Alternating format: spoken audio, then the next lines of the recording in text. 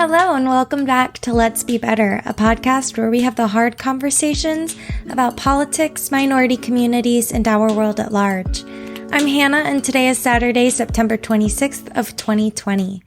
This week in review, we will be covering the passing of RBG and her vacant seat, Donald Trump talking about a peaceful transition, Florida's felon voting laws and Mike Bloomberg, and updates on the Breonna Taylor case.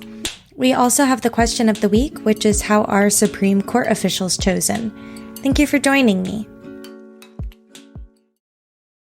So this week I'm structuring things a bit differently. We're going to do the question of the week first, then talk about this week, because the biggest story is obviously the passing and replacement of Ruth Bader Ginsburg, and I learned a lot about the appointment process, which I think would be beneficial in discussing her replacement. Also, I want to point out that there's a really good 4.5-minute video created by TED Ed about how Supreme Court justices become appointed, and it's really helpful. If I could, I would just play the entire video, but I can't, so instead I'll just highly recommend it to you. Also, a special shout out to my friend Jennifer for suggesting this week's question. It could not be more poignant.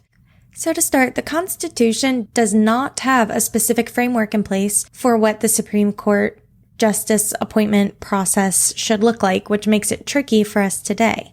According to the Constitution, Article 2, Section 2, Clause 2, which reads that the President shall nominate and by and with the advice and consent of the Senate shall appoint judges of the Supreme Court. Article 1, Section 5 of the Constitution allows both houses of Congress to create their own rules for proceedings, including the judicial confirmation process. And under the Senate's current standing rules, the nomination is sent to the Senate Judiciary Committee, unless the nominee is a current or former Senate member. Typically, nominees for Supreme Court justice are lawyers or judges from smaller courts. But when a spot opens up on the Supreme Court, a few things have to happen. From TED Ed. If you want to become a justice on the Supreme Court, the highest federal court in the United States, 3 things have to happen. You have to be nominated by the President of the United States. Your nomination needs to be approved by the Senate. And finally, the President must formally appoint you to the court. Because the Constitution doesn't specify any qualifications, in other words, that there's no age, education, profession, or even native-born citizenship requirement, a president can nominate any individual to serve.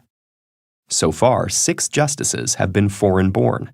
At least one never graduated from high school, and another was only 32 years old when he joined the bench. Most presidents nominate individuals who broadly share their ideological view. So a president with a liberal ideology will tend to appoint liberals to the court. Of course, a justice's leanings are not always so predictable. Many other factors come up for consideration as well, including experience, personal loyalties, ethnicity, and gender.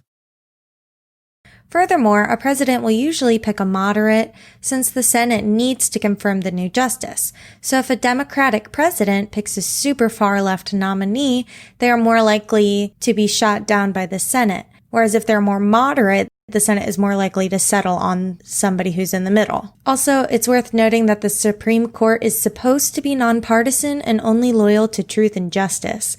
So having a justice who would stick only to one side or the other is kind of counterintuitive. So after a president picks a nominee, they are then vetted by the Senate. This includes a public hearing, a committee vote, and a Senate floor vote. Also from TED Ed. The candidates are then thoroughly vetted, down to their tax records and payments to domestic help.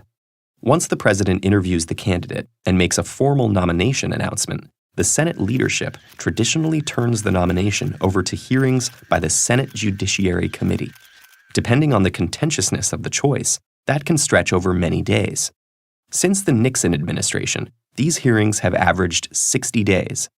The nominee is interviewed about their law record, if applicable, and where they stand on key issues to discern how they might vote.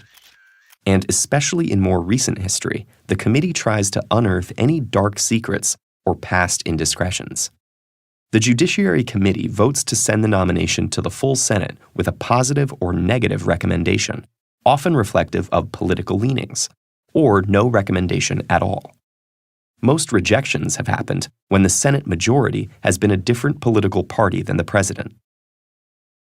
In order for a nominee to be confirmed, they must get a simple majority of 51 votes. If it's tied 50-50, then the vice president would break it. I do want to point out that currently there are 53 Republican senators, so if they all stick together, they can confirm whoever they want. However, 2 Republican senators, Lisa Murkowski of Alaska and Susan Collins of Maine, say that they will not vote for a new Supreme Court justice during the remainder of Trump's current term. Whether this means that they'll abstain from voting or will vote no is still to be determined. So after the Senate approves the nominee, the president writes a written appointment, and then the appointee takes an oath to administer justice without respect to persons, and do equal right to the poor and the rich, and faithfully and impartially discharge and perform all the duties incumbent upon a U.S. Supreme Court justice. In the United States, Supreme Court justices usually serve for life unless they retire, resign, or impeached, though impeachment has never happened before.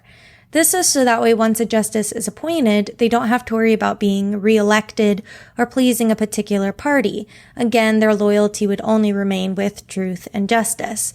This is the same reason why justices don't run for their office, because it would incentivize them to pass rulings that benefited their donors, supporters, political parties, etc. In an article via Northeastern EDU, law professor Michael Meltzner, who specializes in the Supreme Court, points out that a lot has changed since the 18th century. When the Constitution was written, the life expectancy for white males, the only population allowed to hold a Supreme Court seat at the time, hovered just below 50 years. In 2016, the most recent data available by the World Bank, the average U.S. life expectancy was 79 years, nearly 3 decades longer. This fact alone might be enough to reconsider the justice's lifetime appointments. He also says, it's absolutely something that should be considered. There should be a healthy discussion in which the pros and cons are considered, and hopefully in a non-political way. Several technical problems would need to be solved in order to change the nature of the Supreme Court terms. Congress would need to find a way to stagger term limits so that one president doesn't get to dominate the court. It would also need to determine a structure for replacing justices who step down in the middle of their terms. The main policy consideration here is assuring that any new process doesn't damage judicial independence. So that's a summary of how and why Supreme Court justices get nominated the way they do. So now for a bit of opinion time. So I'm not really sure where I stand with term limits on Supreme Court justices. I understand why we don't have them, but I also understand how it might not be fair for a president to get a ton of picks for the court if a bunch of people just happen to die while he or she is in office. But truthfully, I think term limits are fixing a symptom of a bigger disease, which is, you guessed it, the bipartisanism of America. If we stop being exclusively Democrat or Republican, then that would free up senators and justices to do things that align with their beliefs, not the beliefs of a party. I think we're seeing that now with the Republicans trying to rush a new nominee to replace RBG. If they say they won't vote for a replacement, then they're jeopardizing their career with the Republican Party. But if they do vote for a replacement, then they're hypocrites. Furthermore, as we discussed earlier, the Senate is split 53-47. So ultimately, whoever is in charge gets the say. And of course, who is in charge of the two sides? The Republican Party and the Democratic Party. It felt this way too with Donald Trump's impeachment. We can predict what the House and the Senate will vote based exclusively on what party that they align with. Big decisions like impeachment of a president or nominating a Supreme Court justice shouldn't be decided by party lines. But because we only allow two parties in our political system, that's just how things turn out. We're drifting further and further away from a democracy. I guess since most other countries have some sort of term limit that we probably should too, but I'm not a political science expert by any means, and I wouldn't know what to recommend.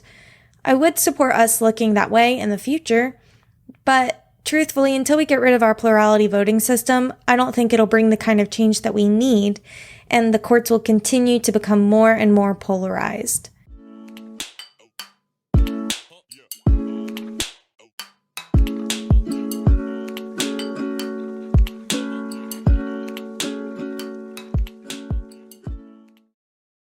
So this leads now to our first story of the week, which is on the death and legacy of Ruth Bader Ginsburg and how our country is currently dealing with her replacement. So let's start out by discussing briefly about who she was and why her death is significant. Ruth Bader Ginsburg was only the second woman to be appointed as a U.S. Supreme Court justice. During the 1970s, Ginsburg worked as a professor and served as the director for the Women's Rights Project of the American Civil Liberties Union. While in this position, she argued 6 landmark cases for gender equality before the Supreme Court. She was appointed to the U.S. Court of Appeals in 1980 under Jimmy Carter and to the Supreme Court by Bill Clinton in 1993. From biography.com. As a judge, Ginsburg favored caution, moderation, and restraint. She is considered part of the Supreme Court's moderate liberal bloc, presenting a strong voice in favor of gender equality, the rights of workers, and the separation of church and state. In 1996, Ginsburg wrote the Supreme Court's landmark decision in United States v. Virginia, which held that the state-supported Virginia Military Institute could not refuse to admit women. In 1999, she won the American Bar Association's Thurgood Marshall Award for her contributions to gender equality and civil rights.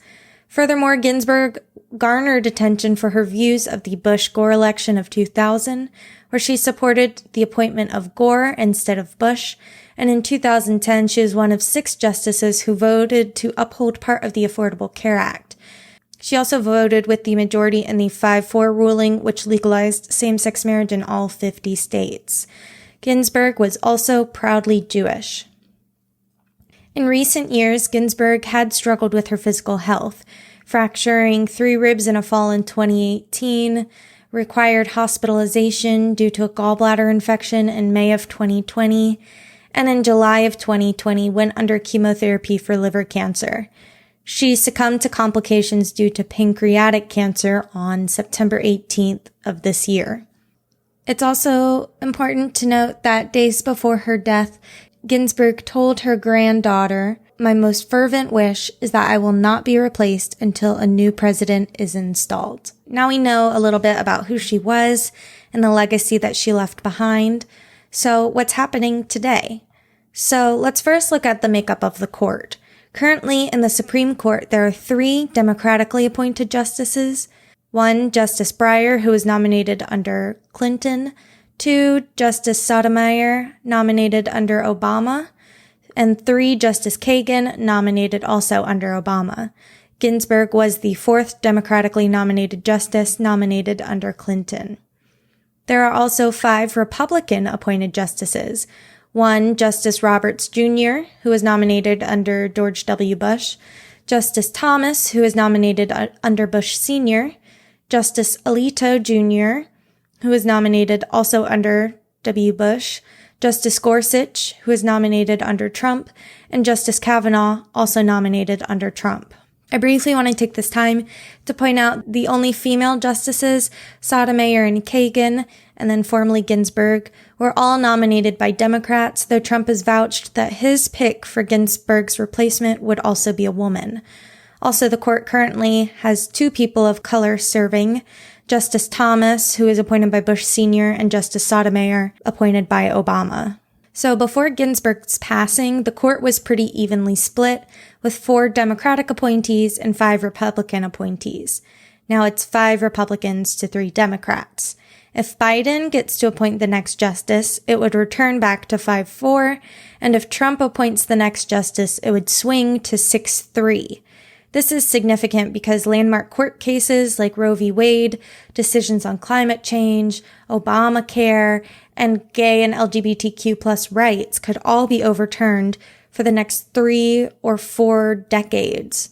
Furthermore, justices up until recently were relatively nonpartisan and weren't guaranteed to vote one way or the other.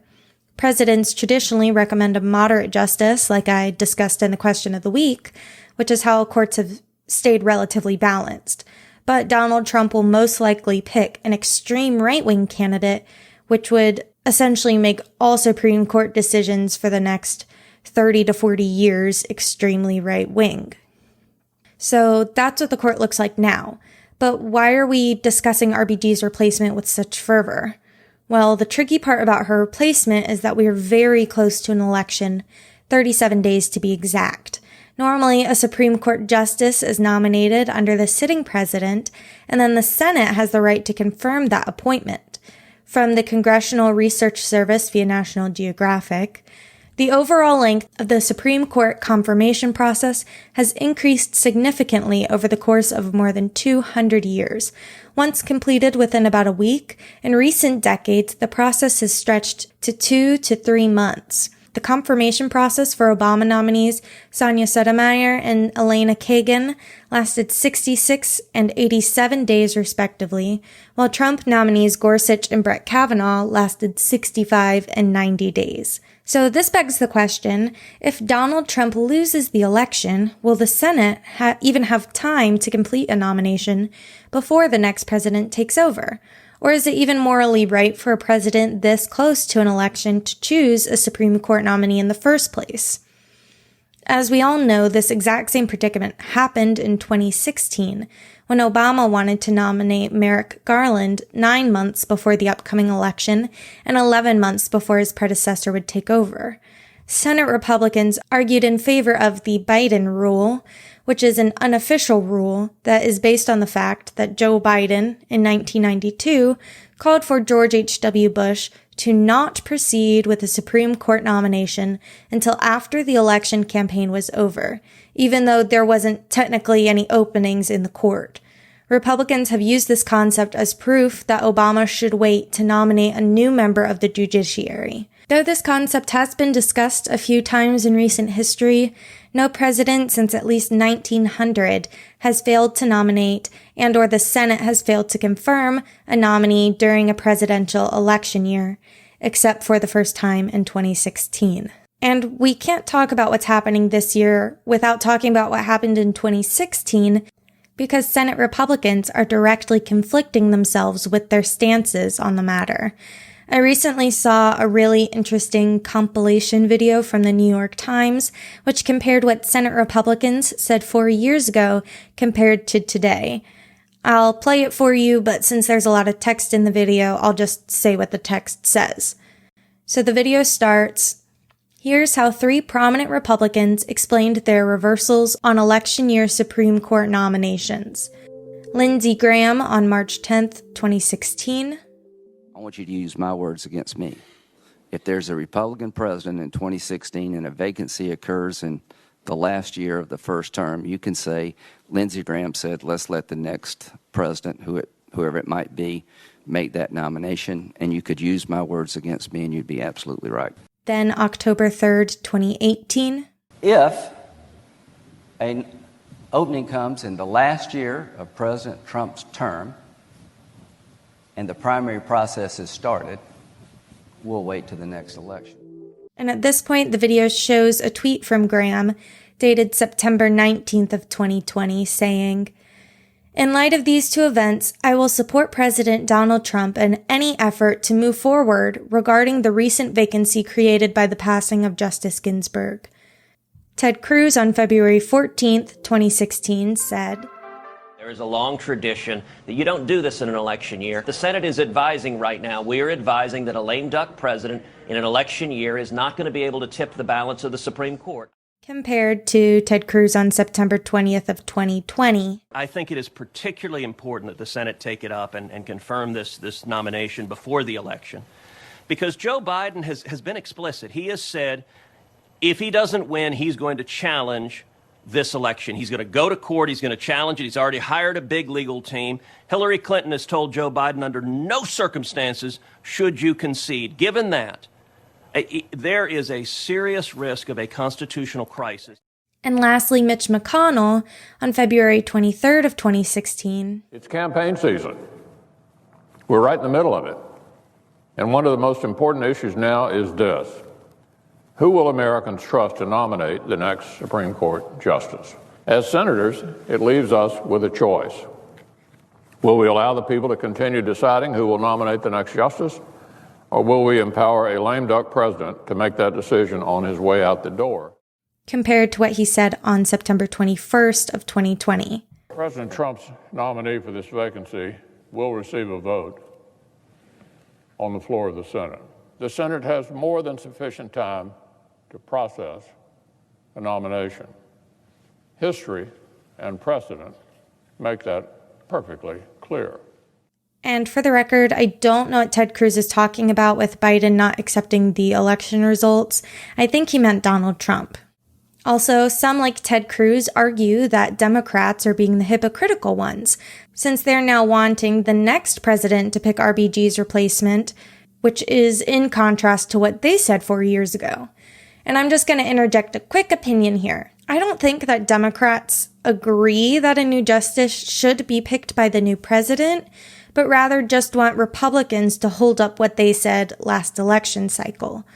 Maybe this wouldn't be an issue if we weren't a bipartisan country and had more views represented in the Senate. It would also eliminate this power grab on both sides and would stop the us versus them mentality. Furthermore, because the Senate is essentially split in half between Republicans and Democrats, anything that passes is just whichever party has more people, which is pretty messed up if you ask me. So, what are the Democrats to do? This is a tricky topic, and I'm not sure anybody really knows the right answer. There's been a lot of discussion that if Republicans get their Supreme Court nominee pick, that Democrats will then increase the number of senators from 9 to 11, thus evening out the court by appointing more Democratic justices. If they did this, it would be 6 Republican-appointed justices to 5 Democratically appointed justices. I don't know personally how I feel about this move. On one hand, it does seem shifty on the Democratic side of things, though the number of Supreme Court justices is not set by our Constitution and has been changed before. Furthermore, I feel like there's nothing to stop Republicans if they gain power at a later time to add even more justices back to the court to swing things back in their favor. Last night, I was doing some more research on Ruth Bader Ginsburg, and I was listening to a few different podcasts, one of which was Pod Save America. Now, I will say up front that this is a liberal-leaning podcast, and that this was my first time listening to them, but they had on a guest named Kate Kendall, who works for the organization Take Back the Courts, which promotes increasing the number of Supreme Court justices to 11. I don't necessarily agree with everything that she said, but she did bring up a few interesting points that I hadn't thought about before that I think are at least worth discussing. To start, one of the hosts asks her the same question I did earlier. What's to stop Republicans from just adding more justices when they get in power? To which she basically said that they wouldn't ever be in power again because they've stolen all of their elections. So if we prevent them from stealing elections by balancing the courts, they wouldn't win anything. Again, I don't really agree with this statement, but it brought up an interesting point that I've never thought of before, which was that the last Republican president to win a majority vote was George Bush Sr., who only served one term from 1989 until 1993. Every other Republican since that time, George W. Bush and Donald Trump, have only won through the Electoral College, not popular vote. I don't really have a goal here with this point, but I feel like it's important to say. Hey, this is Hannah from the future here. I forgot that George W. Bush had 2 terms. He did not win only through the Electoral College on his 2nd term. He did also win the popular vote. Okay, back to your regularly scheduled podcast. Another thing that Kendall brought up on the podcast was the idea that Republicans cheated their way to get these judicial seats. The only way to keep them from ruining America would be to balance the courts again to make it fair. She explained that Democrats do nothing at this time. It would be like bringing cotton candy to a knife fight, and that Republicans are playing by a different set of rules entirely. To this point, I believe that this argument is just playing into the us versus them mentality, which I personally think we should get rid of entirely, but it does bring up an interesting conundrum. What should Democrats do when Republicans don't play fair? I think it's clear that Republicans stole Obama's Supreme Court nomination in 2016. No one should argue that. So what do we do now? Do we stoop to their level and play dirty too?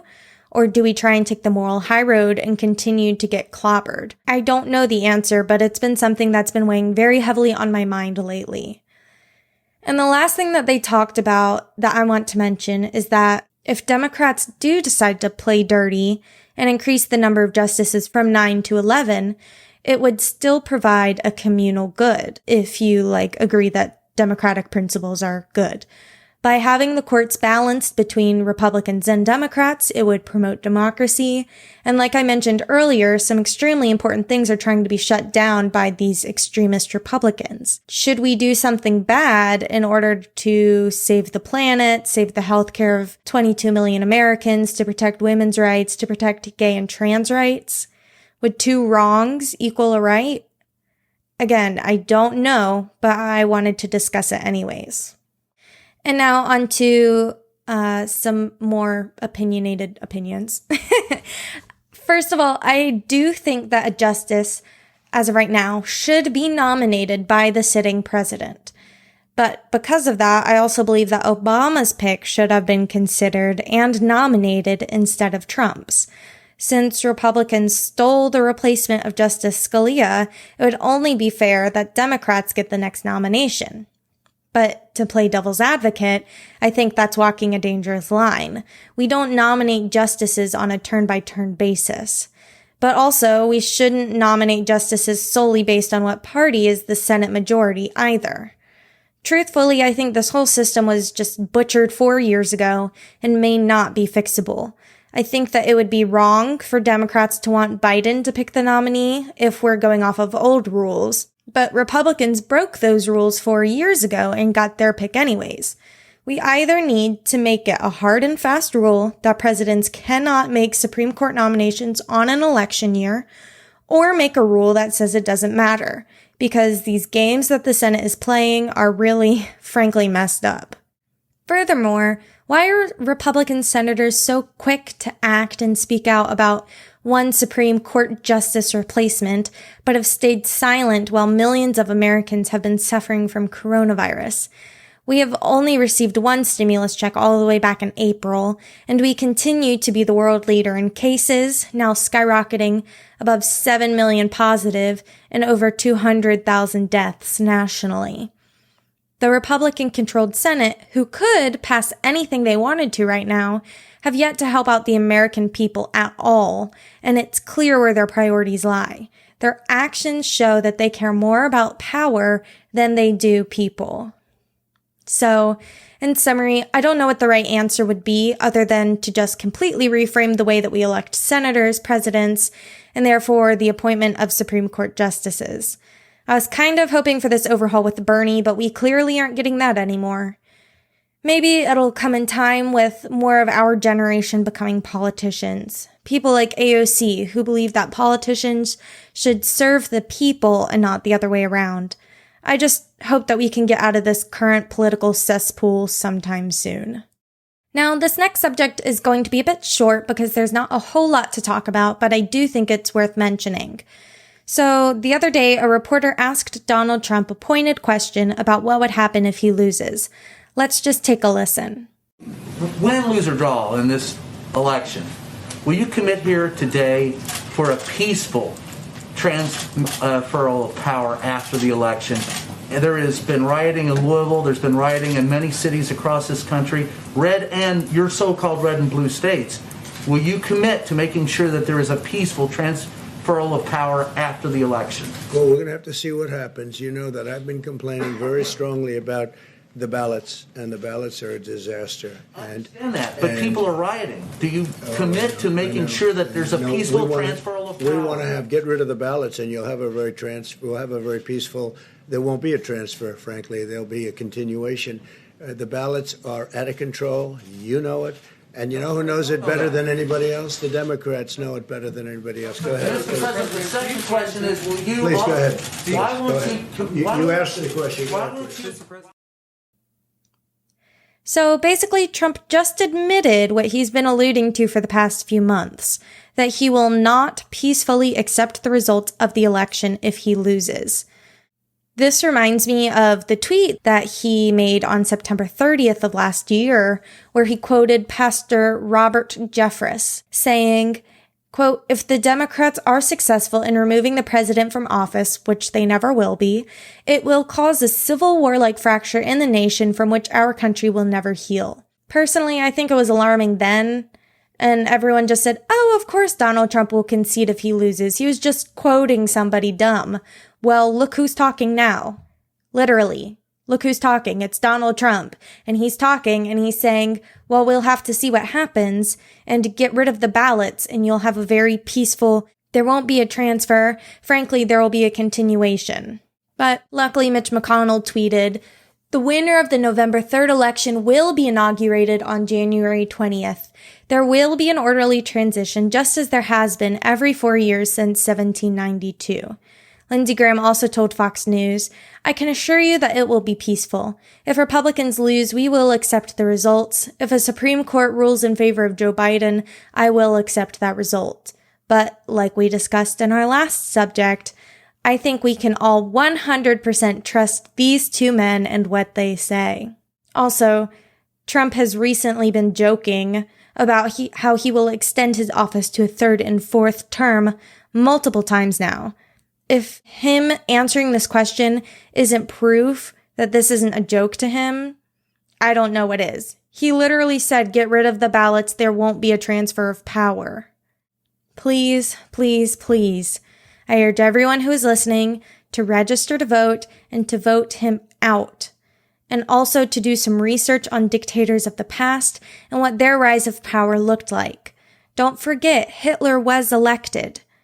Now, I'm not saying Trump is Hitler, but he's getting dangerously close to being a dictator. History repeats itself. Trends repeat themselves. Don't be fooled by Fox News or a random Facebook post. What he said in this press conference should be alarming to everyone. Even if it's just a joke, he's the president of one of the largest nations on earth. No one who is president of the United States should ever talk about getting rid of the ballots and staying in office when people don't want them there. I mean, what else are you looking for a dictator? Seriously, what else? And on to our next subject, the Florida felon voting laws and Mike Bloomberg donating money to ex-felons. So first of all, let's give a little context. In 2018, Florida voters approved a measure which restored the voting rights of ex-felons who had served their time, only contingent on the fact that their crimes were not murder or sexual abuse. Period. That was it. The people chose what they wanted. But then in 2019, Florida Governor Ron DeSantis signed a law which restricted the voting rights of ex-felons, saying that they had to pay back all fines and court fees before they can vote. This didn't seem right to many, so the argument was brought to a district court in Tallahassee, where DeSantis' law restricting these voters' rights was deemed unconstitutional. The judge, Robert L. Hinkle, wrote, "A Florida law requiring people with serious criminal convictions to pay court fines and fees before they can register to vote is unconstitutional, and that such a requirement would amount to a poll tax and discriminate against felons who cannot afford to pay." He also called it a pay-to-vote system. So cool, all's back to the way it should be, right? Wrong. And yet another twist of events, in September of this year, the U.S. Court of Appeals for the 11th Circuit in Atlanta ruled that DeSantis' law was constitutional, reversing the previous ruling. And this is still where we stand today. So, what is Mike Bloomberg doing that is getting some people so riled up? Well, he raised $16 million for a fund to help pay off these legal fees of ex-felons in order to add some Democratic votes to the ballot. Though it's important to note he's not telling anyone how to vote, just helping them restore their voters' rights and giving them the right to choose, and then he's hoping that they'll vote in favor of Biden. Matt Gaetz, a Florida Republican congressman who avidly supports Donald Trump, was royally irritated by this, claiming that Bloomberg is breaking the law. He told Fox News, I'm the former criminal justice chairman of the Florida House of Representatives. I know this area of law well. I spoke to the Florida Attorney General last night, and a criminal probe may already be underway in Florida. Chapter 104 Florida statutes says that it is a felony for someone to either directly or indirectly offer something of value to impact whether or not someone votes. So in this case, you have the question of whether or not paying someone's restitution and court costs constitutes something of value. And of course, this is a financial show. We know when you extinguish a liability, when you improve your balance sheet, when you improve your net worth, that is, of course, something of value. Then the next step is to determine whether or not this is intended to impact whether or not someone votes. We have a confession document. The memo that the Bloomberg team used to go and get other people to contribute to this effort literally says we are doing this to impact whether or not these people vote. And it's not for any felon. It's not for any circumstance. They're specifically targeting African Americans because they believe in Florida, African Americans will vote 90 to 95% for Joe Biden. So this isn't an exercise in democracy. This is cherry picking votes, offering something of value for them. And I believe the Florida Attorney General has jurisdiction and is currently evaluating options for a criminal investigation. One final point, we also have a RICO statute in Florida so that this web of Bloomberg-associated entities could all be brought under the same criminal prosecution. Though Gaetz claims these donations are illegal, in an interview with NPR, Julie Epstein, an attorney with the ACLU's Voting Rights Project, says that in court, part of the state's defense was that if felons don't have the funds, others could always pay for them. She says, I'm surprised to hear now that third parties who are generously willing to pay for people's outstanding legal financial obligations, suddenly they're being accused of a crime for doing exactly what the state suggested was perfectly legitimate. Another counterargument was brought up in the same article by Daniel Smith, a political science professor at the University of Florida. He says that there's little evidence that helping felons register helps Democrats more than Republicans.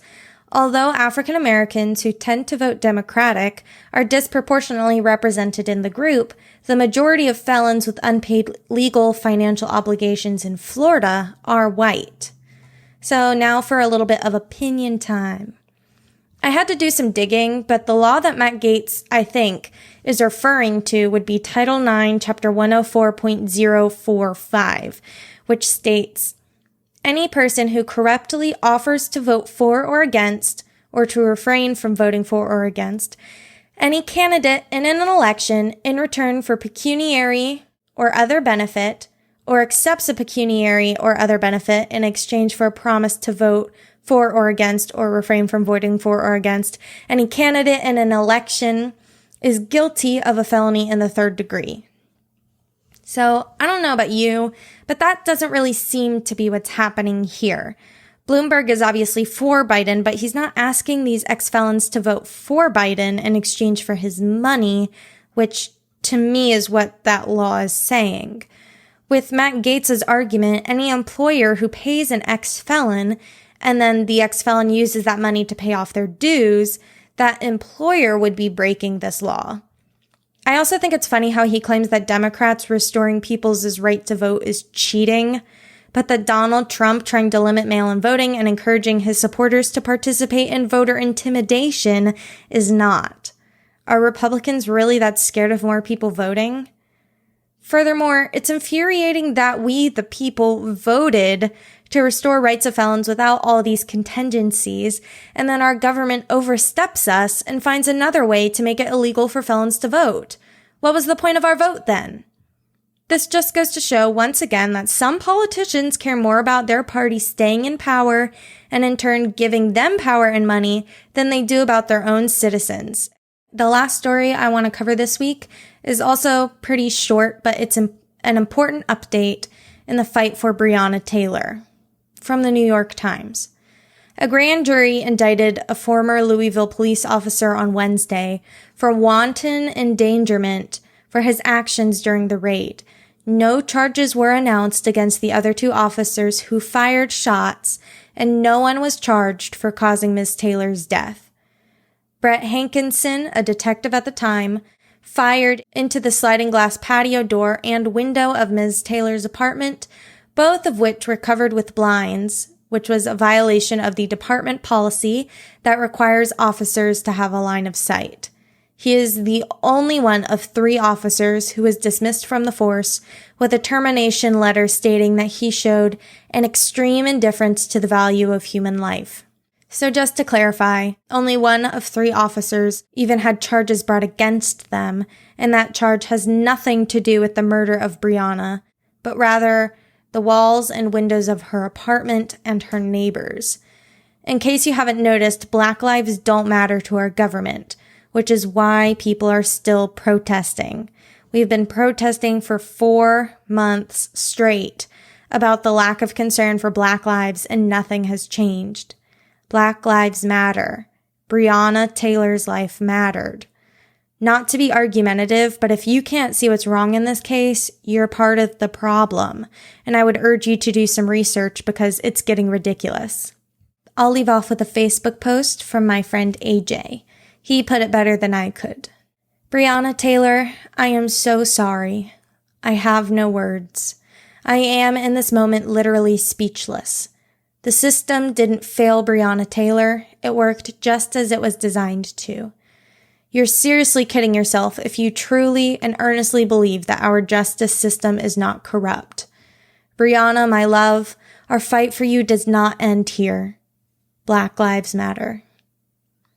If you want a more in-depth look into Breonna's death, you can view images on my Facebook page. I did a lot of research before starting this podcast on the night of her death. I'll also share the graphic on the Facebook page for this podcast as well. And that was This Week in Review. As always, you can find all of the sources for this episode in the description below. If you have any future episode suggestions, ideas for question of the week, or just want to stay updated, you can follow me at facebook.com/letsbebetterpod or on Instagram at letsbebetterpod, or you can email me at letsbebetterpod@gmail.com. And if you enjoyed this podcast, please rate it 5 stars. It really helps me out and helps other people see the podcast. Thank you again for listening, and I'll see you next week.